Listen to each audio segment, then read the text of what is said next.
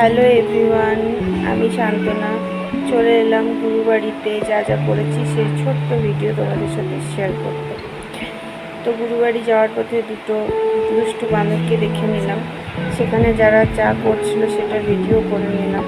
তারপর গুরুবাড়িতে পৌঁছে গেছি, পৌঁছে গিয়ে গুরুবাড়িতে ভালো করে ভিডিওটা করে নিয়েছি।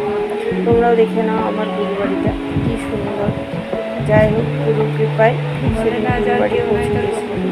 তারপর গুরুবাড়িতে ভিডিও করে নেওয়ার পর মন্দিরে যাওয়ার সময় গুরুবাড়িরই একজন কেউ হবে বাচ্চা ছিল, ঘন্টা বাজাচ্ছিল আর আমি মন্দিরে যাচ্ছিলাম, সেই ভিডিওটাও নিয়েছি। তারপর এখানে মন্দিরগুলো একটু একটু করে নিয়েছি।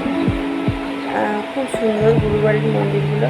এখানে আসছিল আমাদের গোবিন্দ রাধারানীকে আগেই আনা হয়েছে, তো তারপরে এনাদের সেবা হয়ে গেছে, এবার এনার শয়নে যাবে। তার আগে আমরা গিয়ে পৌঁছেছিলাম, তো শয়ন দেওয়া দেখলাম, প্রণাম করলাম এবং খুব যত্ন সহকারে আমার রাধা গোবিন্দকে শয়নে দিল।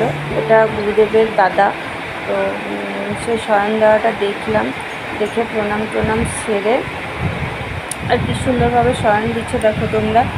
এরকমভাবে আমরা দেখি আর যতটুকু দেখে শুনে শিখি। ঢাকা দেওয়া হলো, তারপর পর্দার আড়াল দেওয়া হলো। তারপর গুরুবাড়িতে এসে দেখলাম বারান্দাটা নোংরা হয়েছে, তো একটু ঝাঁটফাট দিয়ে দিলাম। তারপর প্রসাদ পেতে বসে গেলাম।